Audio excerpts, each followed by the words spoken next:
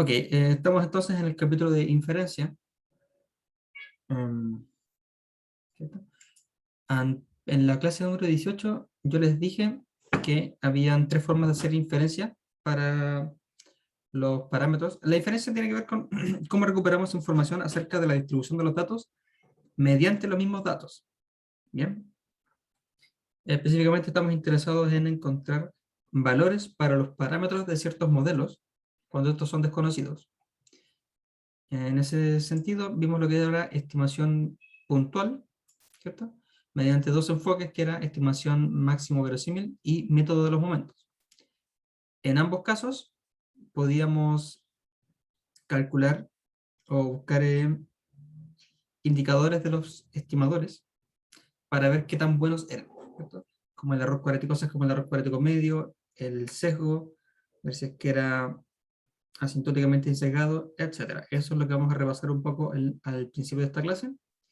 Y luego seguiremos con lo que es estimación por intervalos. Es decir, ahora no estamos interesados en darle un valor específico al parámetro, sino más bien en buscar algún intervalo al cual con cierta confianza podemos decir que nuestro parámetro, el valor real, se encuentra dentro de ese intervalo. ¿Bien? Entonces, vamos a la clase 20 para repasar lo que serían propiedades de estimadores. Primera propiedad era el error cuadrático medio, que es esto, esta definición que está aquí, ¿cierto? Aquí recordemos que el valor teta gorrito es el estimador del parámetro teta. El estimador es una función que... disculpe. El estimador es una función que depende de los datos. Me pregunta si esto está en el certamen 2. En el certamen. La clase 20 es la que entra en el certamen.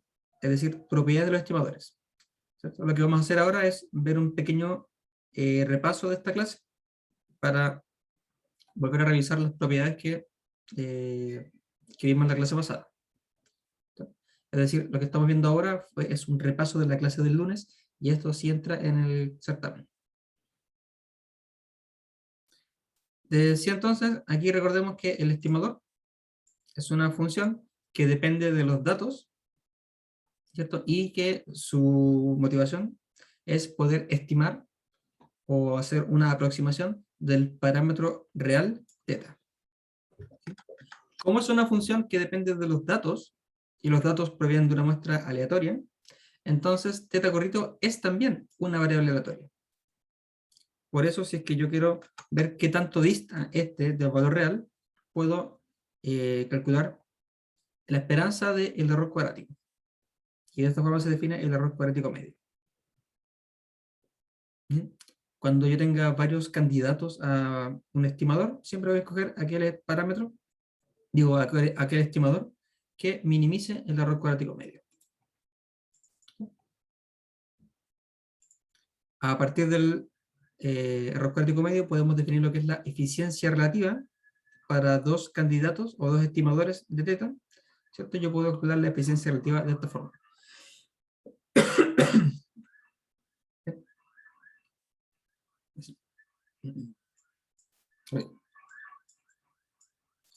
Es otra lo que seguimos viendo. Dijimos que el error cuadrático medio lo podemos reescribir como la varianza del estimador más... Ay, disculpe.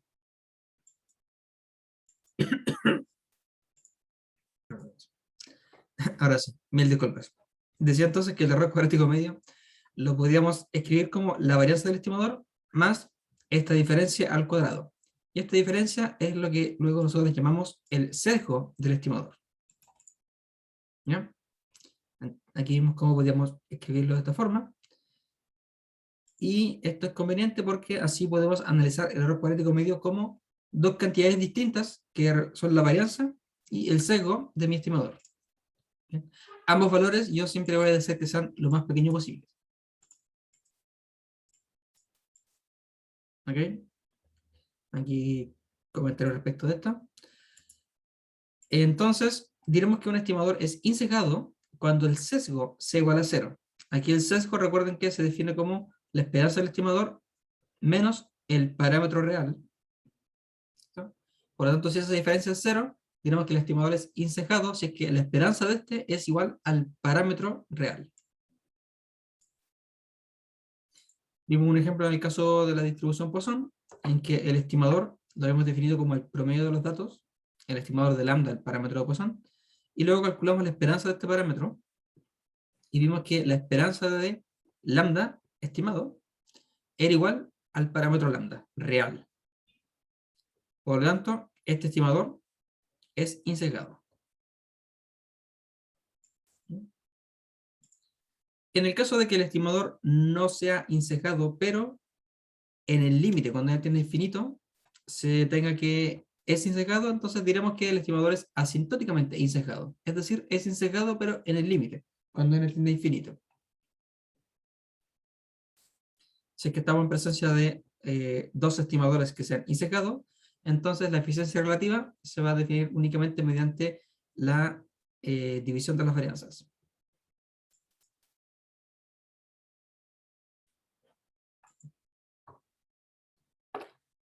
Bien, entonces si estamos en presencia, dividimos el error cuadrático medio en lo que es la varianza más el sesgo al cuadrado. Ya vimos que un estimador eventualmente podría ser insesgado, ¿cierto? Es decir, el sesgo es igual a 0, pero la varianza nunca es igual a 0, ¿cierto? Porque es una variable aleatoria. Si es que la varianza fuese igual a 0 en algún momento, significa que mi estimador ya dejó de ser una variable aleatoria y pasó a ser una constante. ¿Ya? Pero eso no puede pasar, porque nosotros definimos el estimador a partir de los datos, ¿cierto? Entonces, y los datos, que son datos aleatorios, tienen variabilidad. Si no tuviesen variabilidad, serían todos constantes, y entonces no tendría sentido empezar a buscar estimadores, ¿cierto? Bien. Pero sí podemos buscar aquel estimador que tenga la varianza mínima, que lo vamos a denotar como EIVUM, es decir, estimador insesgado de varianza uniformemente mínima.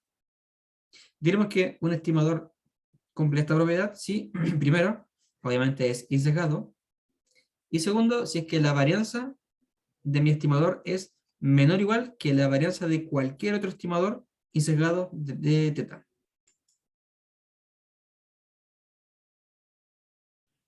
Luego definimos estimadores consistentes. Diremos que un estimador es consistente en error cuadrático medio si es que el límite del error cuadrático medio tiende a 0. Dicho de otra forma, que la varianza, cuando n tiende a infinito, que la varianza tiende a 0 y el sesgo tiende a 0.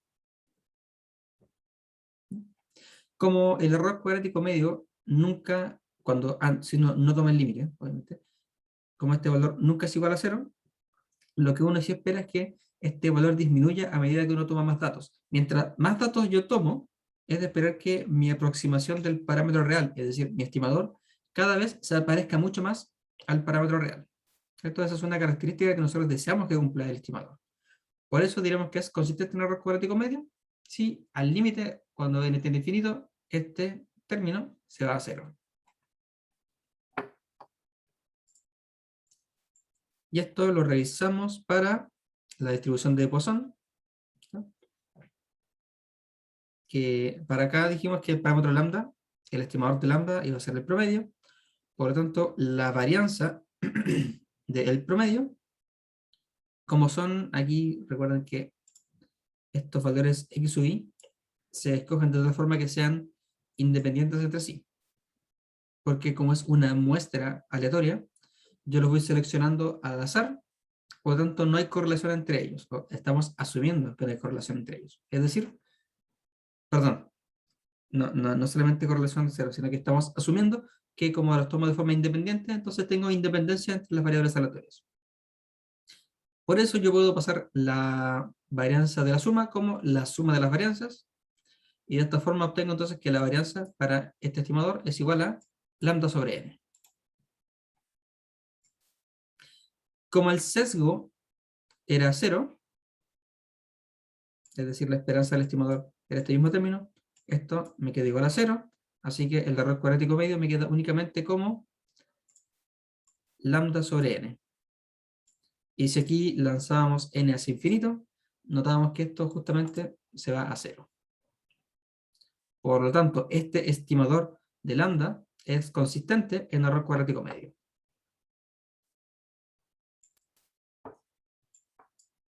Bien. Además de esa definición, también habíamos visto lo que es ser consistente simple, y diremos que un estimador es consistente simple si es que éste converge en probabilidad a el valor real. Convergencia en probabilidad lo definimos de esta forma, es decir que la probabilidad es lo que converge. ¿Y la probabilidad de qué evento? Del evento de que θ esté alejado del, que el estimador esté alejado del valor real en una distancia mayor a epsilon. Si es que esta probabilidad tiende a 0 cuando n tiende a infinito, entonces el estimador es consistente simple. Para poder evaluar esto, habíamos visto la desigualdad de Chebyshev, que se enunciaba de esta forma, pero la forma en que nos servía a nosotros, que es equivalente, era esta de acá.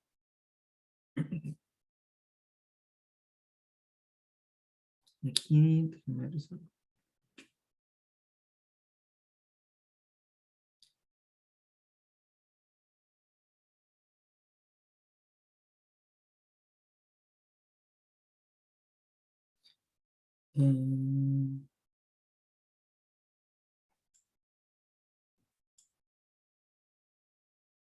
Falta, creo que anotar algo aquí, déjenme revisar.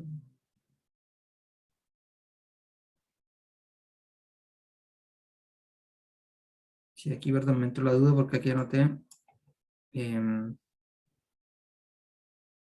la esperanza de θ.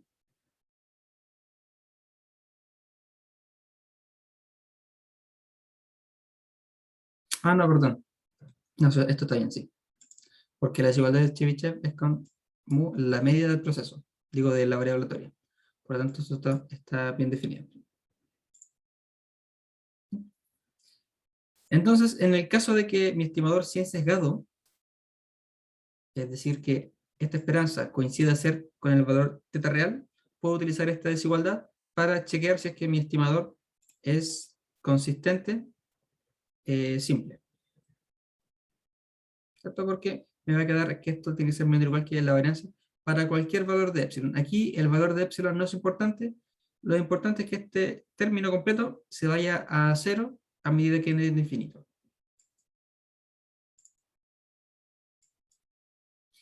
Ejemplo, continuando con la distribución de Poisson.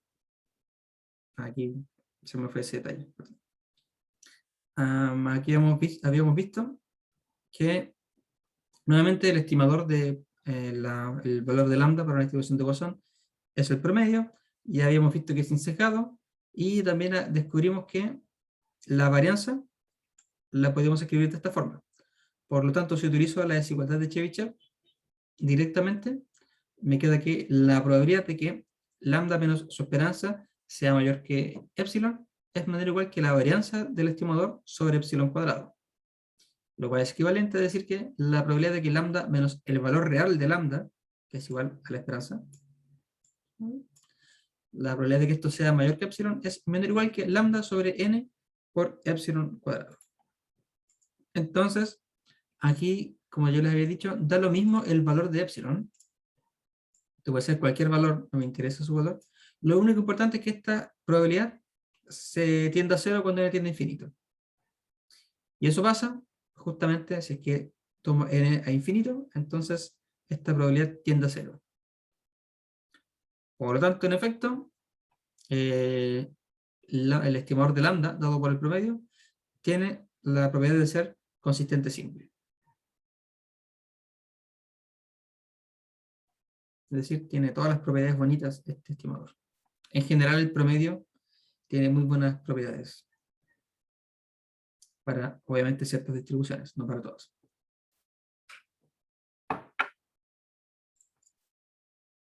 Ok. No sé si dudas o consultas respecto a esta parte.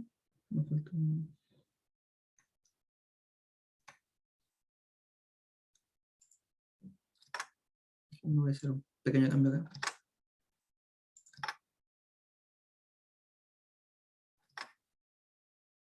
Un minutito.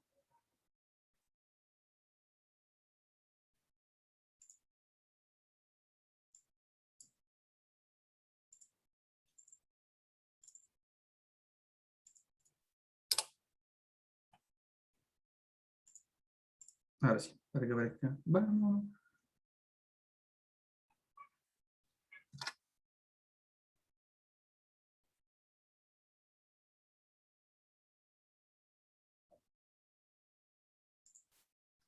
Ah, ¿qué se dice? Perdón. Ahí sí, que quería que apareciera el menú acá. Eso. Bien, eso fue un pequeño repaso de lo que eran propiedades de los estimadores. Entonces es importante, para estudiarlo les recomiendo que se hagan un pequeño resumen con cada una de las propiedades y su definición. De esa forma, cuando quieran chequear si es que algún estimador cumple cierta propiedad, usted busca la propiedad en cuestión, ¿cierto? Y la puede evaluar para el estimador propuesto o que se le entregue a usted.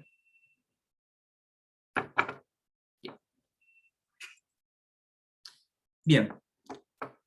Segunda parte de estimas de inferencia, como les había comentado, es cuando nosotros no estamos interesados en buscar un valor puntual del estimador, es decir, de nuestro parámetro, sino que estamos interesados en construir un intervalo donde esté contenido nuestro parámetro.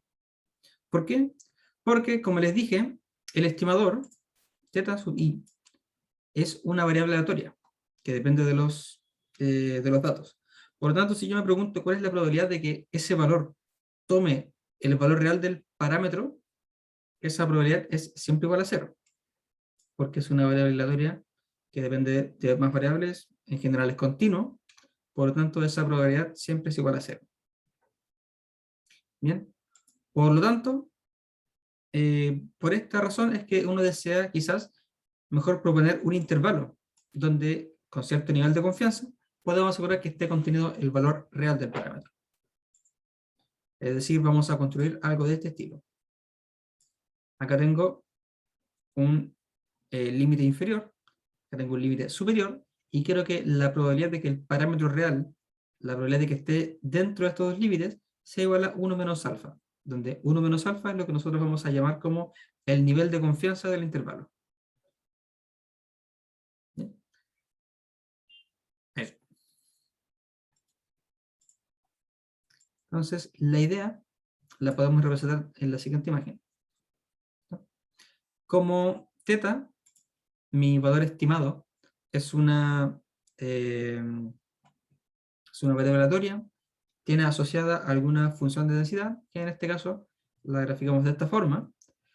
Entonces, yo quiero buscar algún límite inferior y un límite superior, tal que esta área sea igual a mi nivel de confianza 1 menos alfa, y que el área por fuera sea el resto, es decir, alfa medio es por aquí y alfa medio es por acá.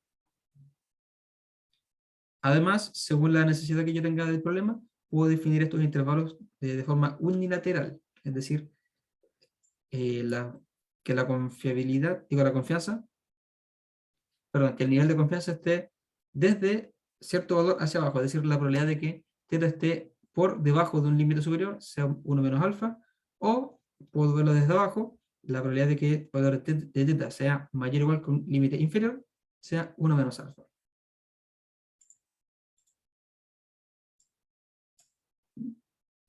Ok, para la construcción de estos intervalos necesitamos definir lo siguiente, que es una cantidad pivotal. Diremos que una cantidad pivotal es una estadística o expresión aleatoria que depende, aquí recuerden que X con la barrita abajo denota a todo mi conjunto de datos, de esta forma. Entonces, una cantidad pivotal, dije, es una estadística o expresión que depende de los datos, depende del valor real de θ, y que cumple tres requisitos. Primero, como dijimos, que este dependa de la muestra aleatoria, que dependa del parámetro θ, y que la distribución de Q no depende de θ. ¿Ya? Eso es algo muy importante. Y esto se llama cantidad pivotal porque lo vamos a utilizar como valor inicial para construir nuestro intervalo de confianza. Y por eso se le llama pivotal, porque uno empieza a pivotear con este valor. Vamos a ver, por ejemplo, cómo podríamos construir un intervalo de confianza para la media en el caso de una distribución normal. ¿Ya? Si tengo una distribución normal, es decir, tengo datos provenientes de una muestra aleatoria, cada uno de estos tiene distribución normal mu sigma cuadrado. No recuerdo si lo mencioné, pero cuando tenemos uno, variables, una muestra aleatoria, x, n, que tengan todas la misma distribución, que además son independientes, decimos que es una muestra ID. Es decir, independientes e idénticamente distribuidos.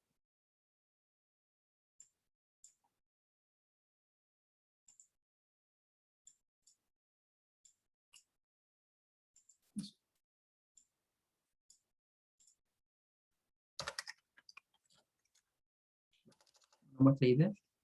Entonces, si es que alguna vez ven por ahí que algo diga ID, eso significa que son independientes e idénticamente distribuidos. Es decir, son independientes y todos tienen la misma distribución. Exactamente la misma distribución. Porque estas son mediciones de la misma variable aleatoria. ¿Ok? En este caso, como vimos anteriormente, cuando en la parte de estimación puntual, un estimador para la media de la normal es un buen estimador sería el promedio. Esto lo vimos en estimación puntual en la parte de el método de los momentos. No recuerdo si lo vimos también para estimación máxima verosímil. Profe, ¿Sí? ¿intervalos de confianza entran en ese examen? No.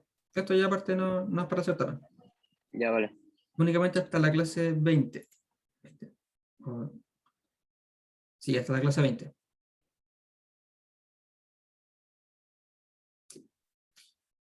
Bien. Por lo tanto, necesitamos buscar ahora una cantidad pivotal para poder construir este intervalo. Y aquí lo que proponemos para cantidad pivotal es este valor, z, igual a el promedio menos mu sobre por raíz de n sobre sigma. ¿Por qué? Porque como vimos anteriormente en la parte, cuando vimos la distribución normal, esta cantidad tiene una distribución normal estándar, es decir, normal con media 0 y varianza 1, y como vemos, esta distribución no depende del parámetro mu. No depende de mu, que es el valor original del cual dependen mis variables aleatorias. Por lo tanto, z es una cantidad pivotal. ¿Por qué? Porque depende de los datos, depende de los parámetros mu y sigma, pero su distribución no depende de estos. ¿Vale? Ok, entonces debo buscar los valores Q1 y Q2, tales que la probabilidad de que mi cantidad pivotal esté dentro de este intervalo sea igual a 1 menos alfa, que vamos a denotarlo como gamma. ¿Cierto? Necesitamos buscar entonces ahora estas cantidades. Ahora, el problema con eso es que esas cantidades no necesariamente son únicas. Por ejemplo, si yo quiero que dentro de Q1 y Q2 haya un área igual a gamma, si es que yo corro este intervalo para la izquierda, puedo buscar otro intervalo, Q1 y Q2, que también tenga la probabilidad gamma acá dentro. ¿Cierto? Es decir, estas áreas son iguales, pero los intervalos no son los mismos. Por lo tanto, este Q1 y este... debe ser Q2 acá. Este Q1 y Q2 no son únicos, ¿cierto? Los puedo escoger de varias formas. ¿Cómo decido yo entonces de qué forma escogerlo? Bueno, como estoy buscando un intervalo donde va a estar contenido el parámetro real, lo ideal sería seleccionar ese intervalo de forma que sea lo más pequeño posible. ¿Cierto? Si es que me voy corriendo hacia la derecha, ese intervalo va a crecer mucho, y si me voy corriendo hacia la izquierda, ese intervalo va a crecer mucho. Por lo tanto, se puede demostrar que la mejor elección para Q1 y Q2 es que sea un intervalo simétrico desde el centro. Es decir, desde este valor hacia la izquierda y hacia la derecha, que sea simétrico. Algo parecido al gráfico de la izquierda. Es decir, el escenario que estamos buscando es este de acá. Queremos que tener nuestra área gamma acá adentro, de forma que por afuera tenga igual probabilidad en la izquierda que en la derecha. Por lo tanto, voy a escoger Q1 y Q2 como el percentil alfa medio, ¿cierto? Porque es el percentil que acumula hacia atrás el área alfa medios. Y aquí el percentil 1 menos alfa medio, es decir, el que acumula hacia atrás 1 menos alfa medio, y que es equivalente a decir que de ahí en adelante hay alfa medios de probabilidad. De esa forma entonces yo selecciono quién va a ser Q1 y Q2.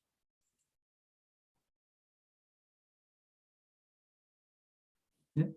Aquí estos valores z alfa medio y z1 menos alfa lo vamos a definir a partir de la función de densidad inversa de la normal, de esta forma.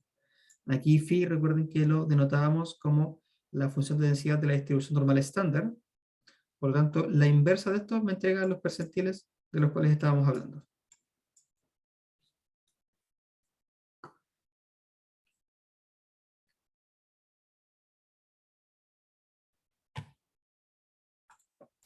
Ok.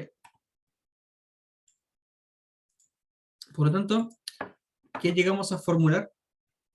Lo siguiente, que esta era nuestra cantidad pivotal, lo que definimos, y los valores de Q los escogimos como el percentil alfa medios del percentil 1 menos alfa medio. Y esta probabilidad entonces va a tener, o sea, digo, va a ser igual a 1 menos alfa. Ahora empezamos a pivotear. Nosotros estábamos buscando un intervalo para mu, así que debemos despejar mu para que quede únicamente al centro de este intervalo. Pasamos multiplicando sigma hacia ambos lados, raíz de n dividiendo, ¿no? Y el promedio pasa restando hacia ambos lados, con lo cual llegamos a esta desigualdad. Como aquí mu será negativo, multiplico por menos 1 y así doy vuelta toda la ecuación. Esta parte va a quedar aquí con signo cambiado y esto de aquí va a quedar acá nuevamente con signo cambiado. Y de esa forma encontramos entonces un intervalo para mu. De tal forma que la probabilidad de que mu, el valor real de la media, esté entre estos dos valores, sea igual a 1 menos alfa.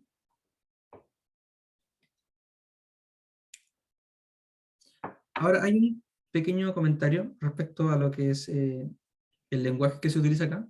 Se habla de confianza para referirse al valor 1 menos alfa y no de probabilidad, porque cuando yo reemplazo los valores de x acá, entonces esto deja de ser algo aleatorio. Por lo tanto, no tiene mucho sentido hablar de probabilidad. ¿Ya? Por eso se habla de confianza. El nivel de confianza del intervalo. Y eso nos referimos con el 1 menos alfa.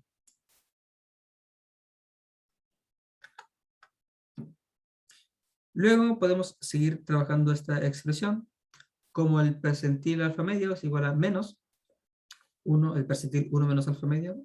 Eso porque, como esto es simétrico, está la distribución normal de la distribución normal estándar. Entonces aquí está el 0. Y como esto es simétrico, entonces Q1 es igual a menos Q2 y viceversa. Entonces podemos aprovechar esto mismo para cambiar este valor aquí y dejarlo todo en relación a 1 menos alfa medio. Por lo tanto,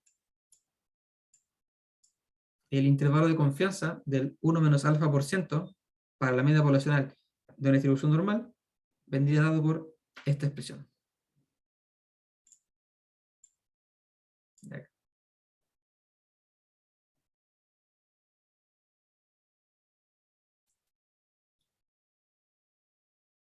Y así entonces hemos podido construir un intervalo para la media.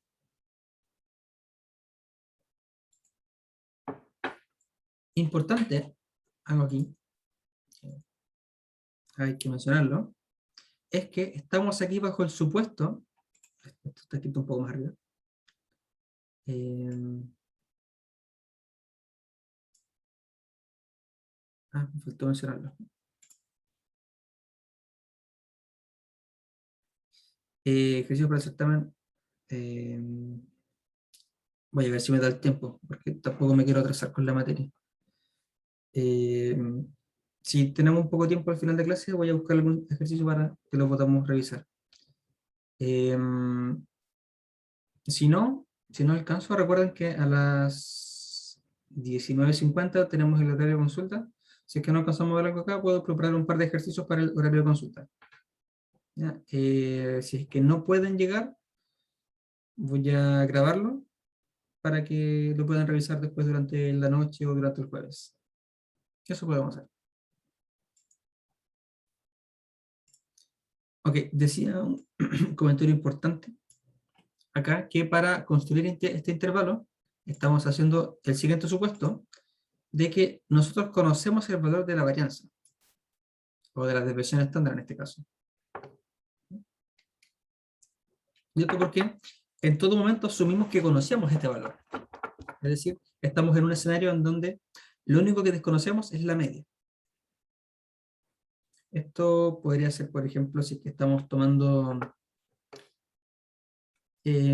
supongamos que tenemos una herramienta de medición, puede ser un pie de metro o algo que mide alguna distancia, y nosotros estamos sospechando que este instrumento está descalibrado, es decir, tiene algún error en sus mediciones, así que vamos a realizar varias mediciones de un mismo objeto con esta herramienta, y vamos a ver la distribución de las mediciones. ¿Bien? Como nosotros creemos que está descalibrado, entonces la media de la medición puede ser desconocida, pero la varianza va a venir dada por el grado de certeza que tiene el instrumento, ¿cierto? Es decir, el error máximo que puede cometer, que eso viene de fábrica, ¿cierto? Así que en ese caso podríamos pensar que la varianza es conocida, y solo la varianza es desconocida, y solo la media es desconocida. Pero claramente podríamos estar en un caso en que ambos valores son desconocidos. Entonces, ¿qué hago si es que quiero construir un intervalo para la media, pero no conozco este valor? Voy a tener que estimarlo, ¿cierto? Es decir, voy a tener que estimar primero algún valor para sigma, y luego voy a tener que construir mi intervalo.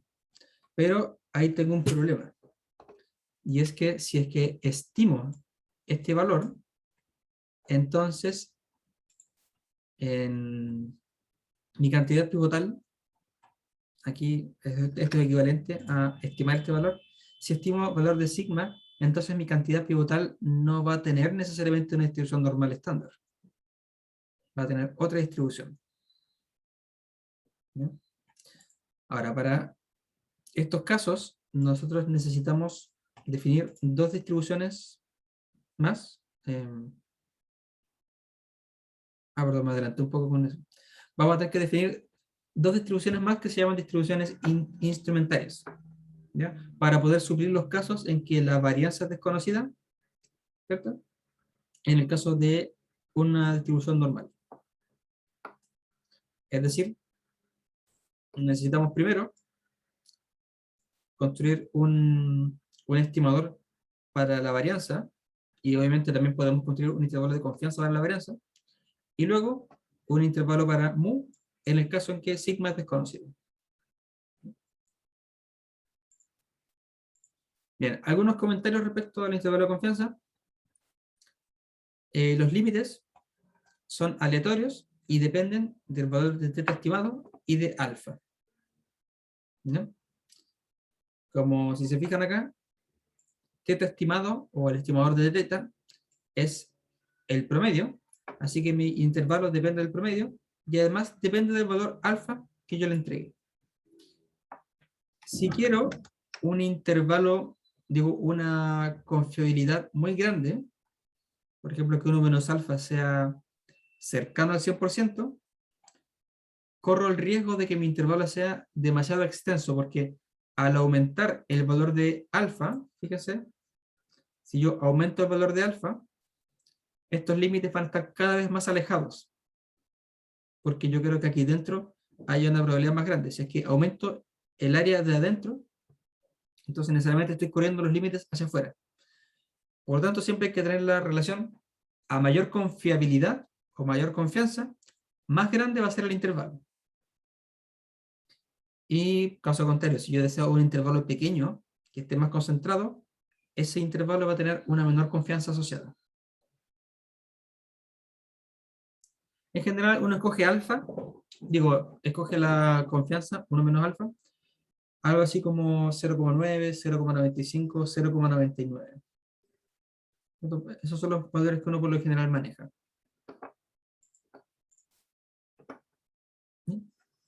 La calidad del intervalo de confianza, una forma de evaluar esta calidad, o un criterio también para seleccionar el intervalo de estimación, es la longitud, que sea mínima, ¿cierto?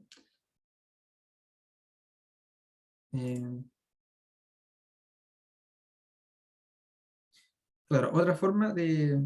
A veces yo puedo plantear el problema al revés, es decir, yo primero, con nosotros cuando construimos este intervalo, nosotros pensamos en un 1 menos alfa fijo, y a partir de esto construimos el intervalo, pero si se fijan aquí, yo podría quizás cambiar o escoger la distancia de este intervalo y después ver qué valor de alfa me entrega la distancia que yo deseo.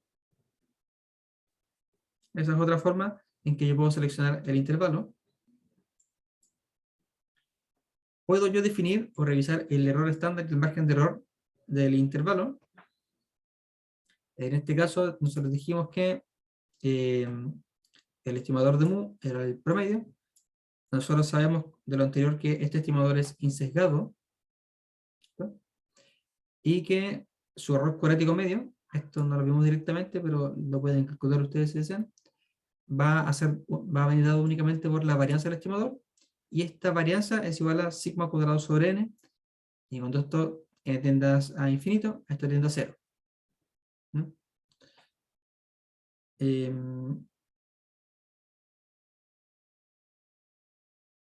En este caso, se define el error estándar, o margen de error, de mu, como el...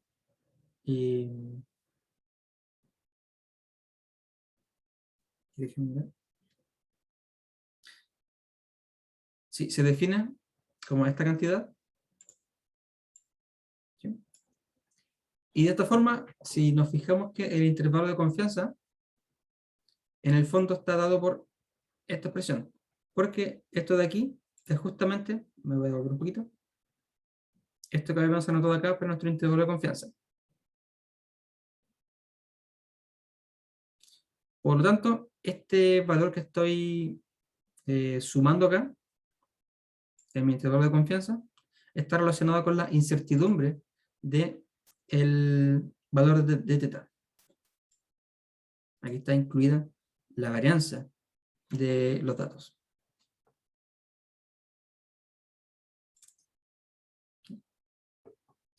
Aquí tengo una otra anotación.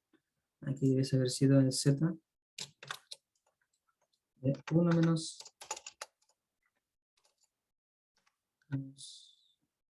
alfa medio.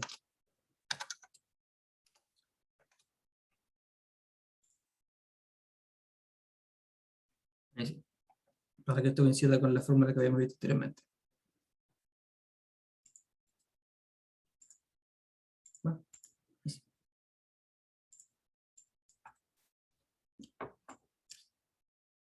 Y por último, tengo una relación entre el tamaño de la muestra y la precisión y la confianza. ¿Cierto? Como dijimos anteriormente, el margen de error que yo tengo cuando construyo un intervalo viene dado por esta expresión, ¿cierto? Por lo tanto, cuando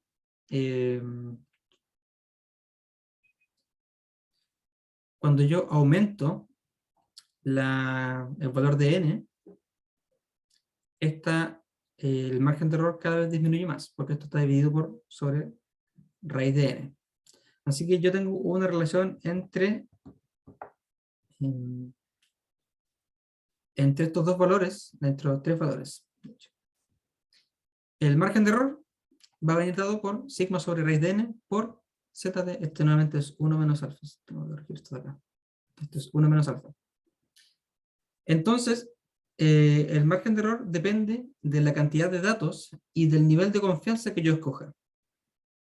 ¿Cierto? Tengo una especie de relación entre estas tres variables. Si yo aumento la cantidad de datos, estoy disminuyendo el margen de error, porque esto está dividido por raíz de n.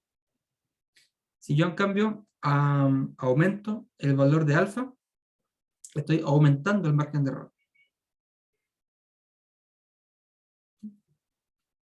Si es que yo desease, yo puedo despejar el valor de n de acá. Por lo tanto, si es que alguien me pregunta cuál es el valor de n necesario para estimar el valor de mu con cierto nivel de confianza y con cierto margen de error, yo puedo escoger n de esta forma. Eso es una pregunta usual. O para que se entienda mejor. Ok, yo construí mi intervalo de esta forma. Supongamos que ahora yo deseo cierto valor de n, tal que, para cierto nivel de confianza, este intervalo tenga una longitud deseada. ¿Cómo yo puedo escoger ese valor n? Bueno, eso lo respondo mediante este valor. Obviamente aquí uno tiene que aproximar n al entero mayor más cercano. Porque n es cantidad de datos, tiene que ser un número entero. Bien. Lo que le había comentado que en el ejemplo anterior, donde construimos el intervalo de confianza para la media de una población normal, nosotros habíamos asumido que el valor de la varianza es conocido. ¿Ya? Pero si la varianza es desconocida, entonces la distribución de la cantidad pivotal no es normal estándar, por lo tanto debo buscar otra alternativa. ¿Ya? Y para eso necesitamos definir las siguientes distribuciones. La primera es la distribución chi cuadrado. ¿Ya? Aquí no se preocupen nuevamente por ver de dónde viene esta distribución o de dónde nace. Lo importante de esta es conocer su función de densidad, que está bien dada por esta expresión, está definida para valores de x positivo, depende de la función gamma, que ya lo hemos visto anteriormente. Y en este caso, si es que x tiene distribución chi cuadrado con nu grados de libertad, lo anotaremos de esta forma. La esperanza de esta variable aleatoria es nu, su varianza es 2 nu, su función generadora de momentos, eso no lo hemos visto, así que de esta no se preocupen. Y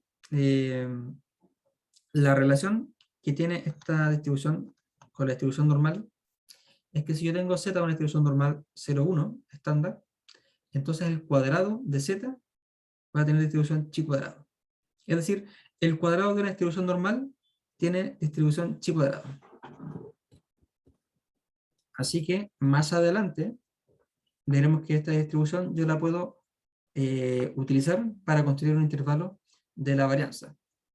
Porque la varianza la defino como la esperanza de, como la suma de los errores al cuadrado, es decir, x menos su promedio al cuadrado.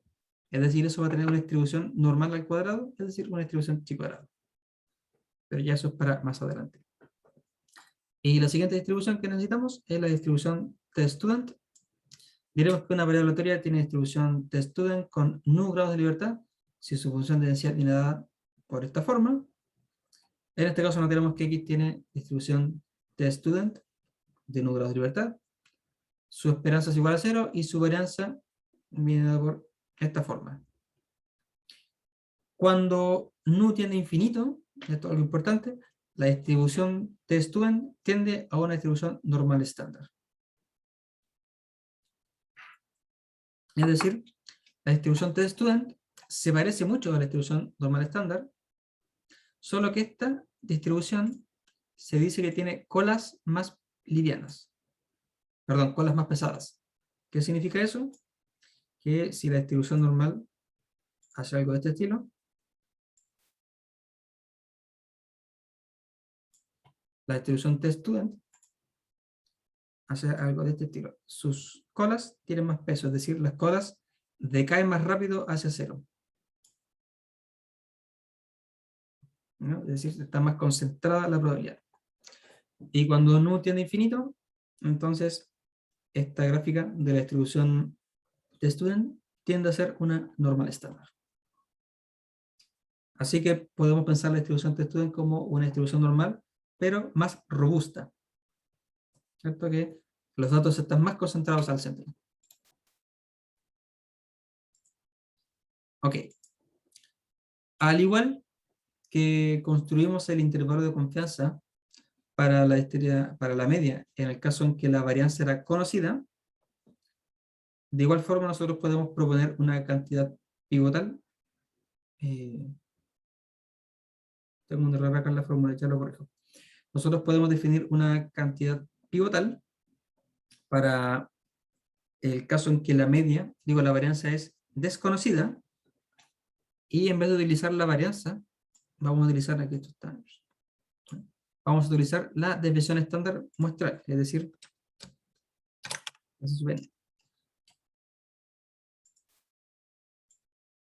aquí les pido disculpas, voy a tener que corregir esta parte de la presentación. ¿Sí?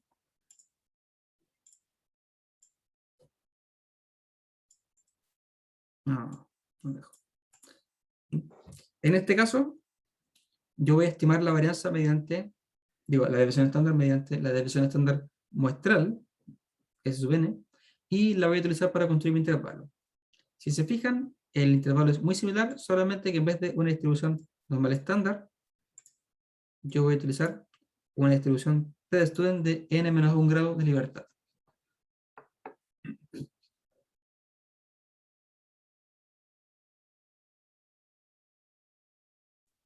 Y aquí nuevamente. Esto es por notación. Yo pongo una notación diferente de que otras personas, que aquí es 1 menos alfa medio. En ambos casos.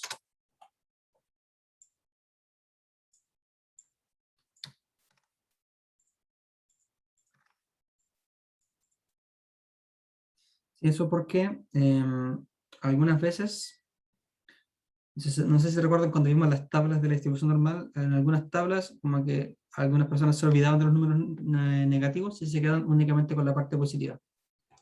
Por eso definían esta cantidad z de alfa media como una cantidad positiva.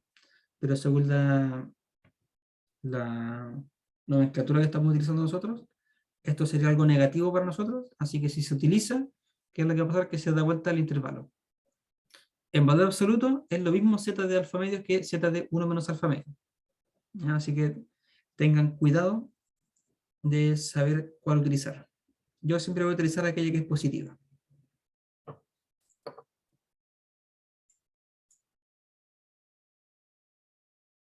¿Bien? En el caso de la varianza conocida, entonces, esto ya lo habíamos visto, que esta elección minimiza la longitud entre el intervalo inferior y superior, y mientras mayor sea la cantidad de datos, más pequeño será el intervalo. ¿Cierto? Porque si aumento n, entonces este valor va a tender cada vez a ser más grande, y por lo tanto todo este intervalo va a ser cada vez más pequeño. Bien, veamos un ejemplo. TC Auditores contrataba a un psicólogo laboral para medir el grado de satisfacción en el trabajo de sus empleados. 18 de estos fueron seleccionados y sometidos a un test que entregó un nivel de satisfacción promedio de 78,2 puntos en la escala de 0 a 100. La empresa cree que el grado de satisfacción de sus empleados sigue una distribución normal con varianza 144. Aquí me están dando explícitamente la varianza del grado de satisfacción. ¿Bien? Así que estaría en el caso de una varianza conocida. Encuentre un intervalo de confianza del 95% para estimar la satisfacción media de todos los empleados. ¿Ok? Definimos entonces nuestra variable aleatoria X como el nivel de satisfacción en el trabajo de los empleados de la empresa. Según lo que nos dicen, esta variable aleatoria tiene distribución normal, de medida desconocida y de varianza 144. Lo que sí nos dicen es que el promedio de estos es 78,2 y su desviación estándar sería 12, porque eso lo conocemos. Y me dicen que necesitamos un nivel de confianza del 95%, es decir, alfa se va a escoger como 0,05. Por lo tanto, para construir mi intervalo de confianza, yo tomo el promedio menos más la expresión estándar sobre raíz de n por z de 1 menos alfa medio. Este valor yo lo debo buscar en tabla o buscar algún programa que me entregue el percentil o la inversa de la densidad de lo normal. Por ejemplo, en Excel se puede buscar este valor. Y de esa forma simplemente reemplazo mis valores para construir un intervalo. Así entonces llego a este intervalo de aquí, que sería un intervalo de un 95% de confianza para el promedio real de los auditores. Digo, para un promedio real para el nivel de satisfacción de los empleados de la empresa. Lo cual es súper interesante porque si bien yo no tengo idea de cuál puede ser el valor real del parámetro mu, sí puedo decir con un 95% de confianza de que ese valor real está en este intervalo.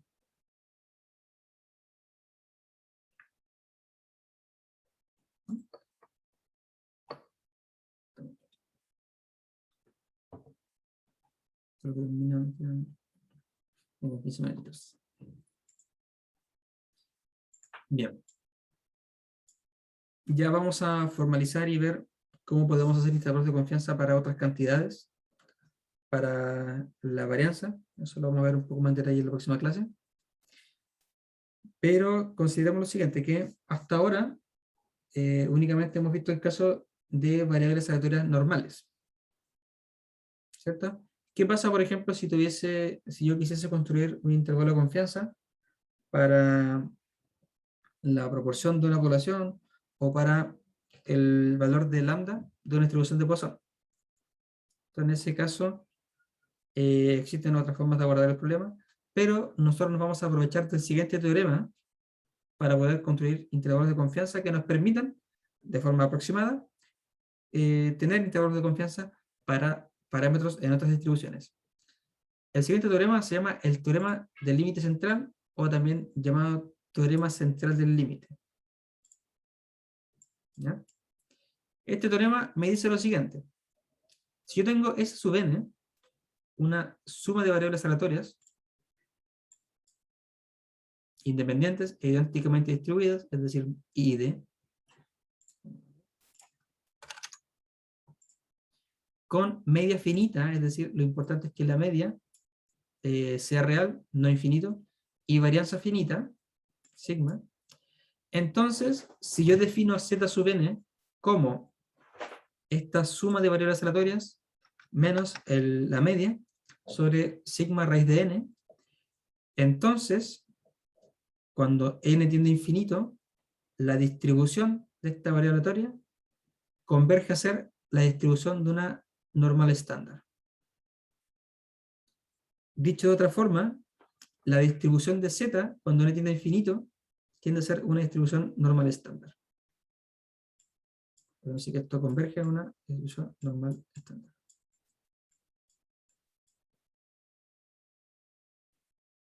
Este teorema, si se fijan, es súper poderoso. Porque ¿qué es lo que me pide únicamente? Que las variables tengan esperanza finita y varianza finita. Y eso es todo. Si yo tengo esas dos condiciones, entonces los promedios, bajo esta transformación, los promedios van a tender a tener un comportamiento normal estándar. Eso es algo súper potente. De hecho, tengo un pequeño ejercicio, o sea, una pequeña comprobación de esto. Aquí estoy utilizando el programa R porque este me permite de forma sencilla generar números aleatorios y gráficos. Aquí lo que he hecho es generar variables aleatorias de una distribución Bernoulli de parámetro 0,5. Estoy generando, en este caso, 100 variables aleatorias de distribución Bernoulli. Es decir, estoy generando esto.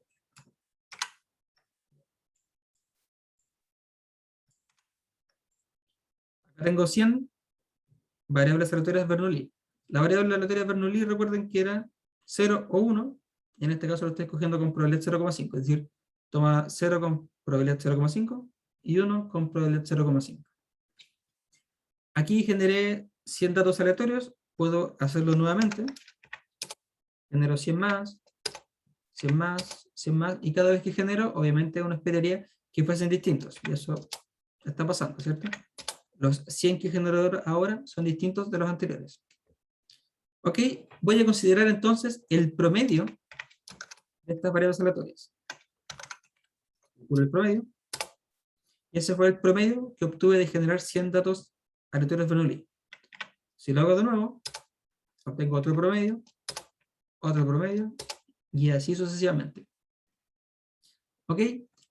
Supongamos que hago este experimento 1000 veces. Es decir, perdón, 10.000 veces. Es decir, 10.000 veces tomé el promedio de 100 variables Bernoulli. Si hago eso, tengo el siguiente vector. Aquí tengo 10.000 datos que corresponden a ser los promedios de variables aleatorias Bernoulli.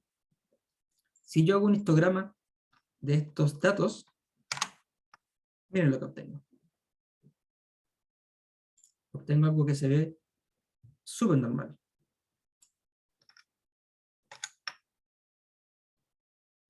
En este caso no utilicé la transformación que les di directamente porque fíjense que esto no está centrado en 0 y aquí estoy graficando la frecuencia, no la frecuencia relativa, pero lo importante es la forma del histograma. De hecho, yo puedo ajustarle cómo se vería una... no, aquí algo me falló. Sí, me faltó esto. Puedo yo graficar cómo se vería una distribución normal ajustada acá, para estos mismos datos. Si eso lo repito, voy a obtener el mismo resultado.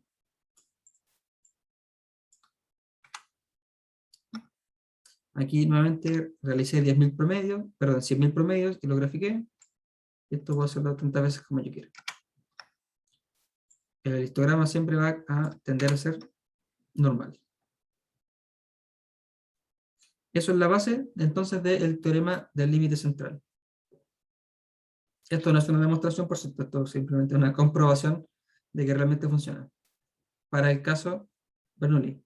Entonces, es súper entretenido e interesante porque a partir de una distribución Bernoulli, que es la distribución más sencilla que podemos definir, pudimos llegar a una distribución normal estándar. No, normal en este caso. Estándar no porque no está estandarizada. Así que esto es lo que nosotros vamos a utilizar para construir entonces intervalos en el caso de que no estemos bajo normalidad. Bien. En este caso, nuestra cantidad pivotal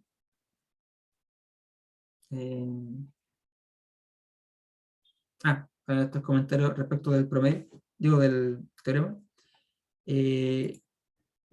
Esta es una forma en que yo puedo enunciar el teorema, es decir que escribir que esto tiene distribución normal, y si yo divido por n arriba y abajo, ¿cierto? Entonces,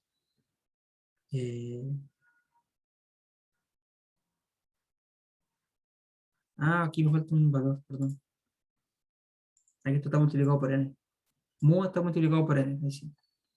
Pero si yo divido arriba por n, divido por n arriba y abajo, obtengo esta expresión, que es equivalente a la anterior, solamente que aquí está puesto el promedio de los valores. Eso se lo utilizan más. Entonces, para n grande, por lo general mayor a 30, la distribución de este valor, independiente de la distribución de los valores x, la distribución de este valor es aproximadamente normal estándar. Por lo tanto, puedo utilizarla para construir un intervalo de confianza para esta media mu, que no necesariamente es de una distribución normal estándar. ¿Cierto? Es decir, aquí estoy haciendo una especie de aproximación.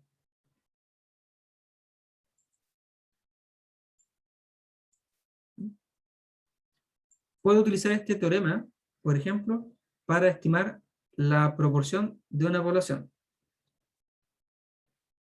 ¿Ya?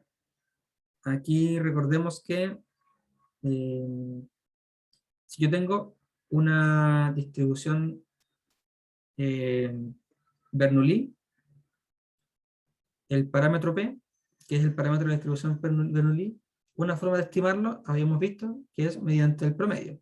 Es decir, un estimador de P es el promedio. Como muchas veces el promedio lo utilizo para estimar parámetros, entonces el teorema anterior me viene bastante bien para poder construir intervalos para una gran cantidad de parámetros. Bien. Entonces, en este caso, tenemos una muestra aleatoria x1, xn, de una población Bernoulli de parámetro P. Por ejemplo, podría decir yo a qué proporción de gente le gustó una película. Si yo encuesto a gente y le digo, ¿a usted le gustó una película? ¿Sí o no? 1 o 0. Eso sería una distribución de Bernoulli. Por lo tanto, yo podría construir un intervalo de confianza para la proporción verdadera de personas que les gustó o no les gustó la película.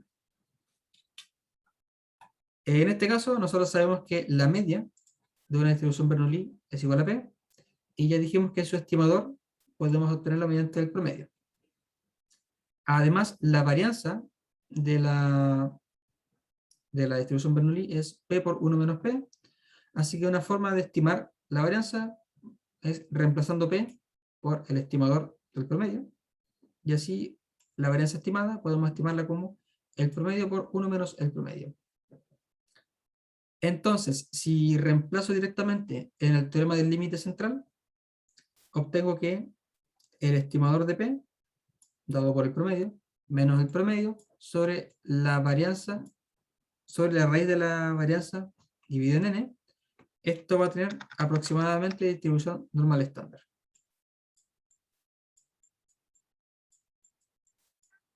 Para n grande. ¿Cierto? Por lo tanto, si yo utilizo esto como una cantidad pivotal, puedo obtener un intervalo de confianza para P de esta forma. Aquí, para que recordemos cómo era esto, esta era la fórmula que yo voy a obtener a partir del teorema del límite central para un promedio. Así que si reemplazo, obtengo esta forma entonces. Aquí, esto es z de promedio. Voy a resubir esta presentación cambiando todos estos valores para que no haya confusión después. ¿Vale? En este caso, obtengo entonces este intervalo de confianza para el valor de P, es decir, para una proporción de una población.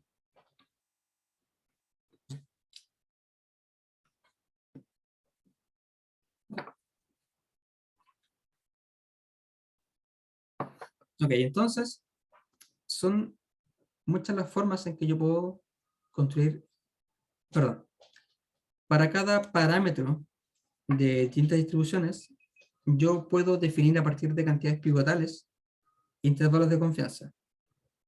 ¿Ya? En la próxima clase vamos a ver un resumen de cuáles son las fórmulas más utilizadas, ¿cierto?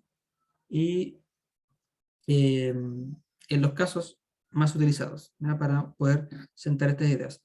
Por ahora quiero que les quede en la cabeza que nosotros podemos construir intervalos para distintos parámetros, por lo general para la media, para la varianza, en caso en que la varianza es conocida, es desconocida, y mediante el teorema del límite central podemos construir intervalos de confianza para otros parámetros, por ejemplo en este, el parámetro P de la distribución Bernoulli, que me representa a mí la proporción de una población.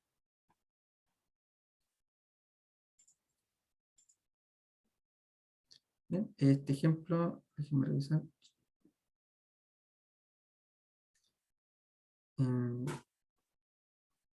Estoy un poco en el tiempo, así que prefiero revisar este ejercicio en la próxima clase. Y también vamos a ver el caso de qué hacer cuando tenemos varianzas desconocidas. Así que prefiero dejarlo hasta aquí por hoy.